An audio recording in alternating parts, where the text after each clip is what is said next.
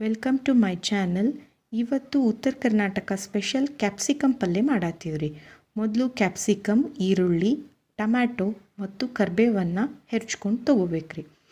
ಒಂದು ಹಂಚಿನ ಮೇಲೆ ಕ್ಯಾಪ್ಸಿಕಮ್ ಮತ್ತು 1 ಸ್ಪೂನ್ ಎಣ್ಣೆಯನ್ನು ಹಾಕಿ ಚೆಂದಾಗೆ ಹುರಿಬೇಕ್ರಿ. ಕ್ಯಾಪ್ಸಿಕಮ್ ಬಣ್ಣ ಬ್ರೌನ್ ಕಲರ್ ಬರೋವರೆಗೂ ಮತ್ತು ಕ್ಯಾಪ್ಸಿಕಮ್ ಸೈಜ್ ಶ್ರಿಂಕ್ ಆಗೋವರೆಗೂ ಹುರಿಬೇಕು. ಒಂದು ಬಾಣಲಿ ಒಳಗೆ ಎಣ್ಣೆ ತೊಗೊಂಡು ಆ ಎಣ್ಣೆ ಕಾಯ್ದ ನಂತರ ಜೀರಿಗೆ ಮತ್ತು ಸಾಸಿವೆನ ಹಾಕಬೇಕ್ರಿ.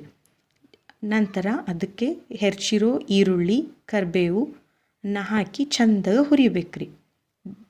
ನಂತರ ಅದಕ್ಕೆ ಟೊಮೆಟೊವನ್ನು ಹಾಕಿ ಮತ್ತೆ ಹುರಿಬೇಕು. ಅದ್ರ ಕಲರ್ ಚೇಂಜ್ ಆದ ನಂತರ ಅರಿಶಿನ ಹಾಗೆ ರುಚಿಗೆ ತಕ್ಕಷ್ಟು ಉಪ್ಪು ಹಾಕಿ ಕೈ ಆಡಿಸ್ಬೇಕ್ರಿ. ನಂತರ ಆ ಎಲ್ಲ ಮಸಾಲ ಸೇರಿದ ನಂತರ ಅದನ್ನು ಇನ್ನೊಂದು ಚೂರು ಕೈ ಆಡಿಸಿ ನಮಗೆ ಎಷ್ಟು ಬೇಕೋ ಅಷ್ಟು ರುಚಿಗೆ ತಕ್ಕಷ್ಟು ಖಾರನ ಹಾಕಬೇಕ್ರಿ. ಖಾರ ಹಾಕಿದ ನಂತರ ಮತ್ತೆ ಒಂಚೂರು ಅದನ್ನು ಚೆಂದಾಗಿ ಎಲ್ಲ ಖಾರ ಸೇರ್ಕೊಳ್ಳೋ ಹಾಗೆ ಕೈ ಆಡಿಸ್ಬೇಕ್ರಿ. ನಂತರ ಅದಕ್ಕೆ ಹುರಿದಿರುವಂತಹ ಕ್ಯಾಪ್ಸಿಕಮನ್ನು ಸೇರಿಸ್ಬೇಕ್ರಿ. ಕ್ಯಾಪ್ಸಿಕಮ್ ಸೇರಿಸಿದ ನಂತರ ಮತ್ತೆ ಕೈ ಆಡಿಸ್ಬೇಕ್ರಿ.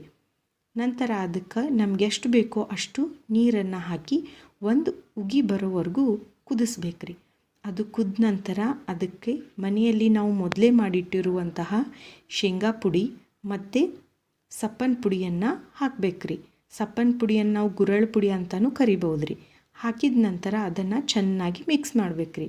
ಮಿಕ್ಸ್ ಮಾಡಿದ ನಂತರ ಅದು ಒಂದು ಉಗಿ ಬರೋವರೆಗೂ ಚೆಂದಾಗಿ ಕುದಿಸ್ಬೇಕ್ರಿ.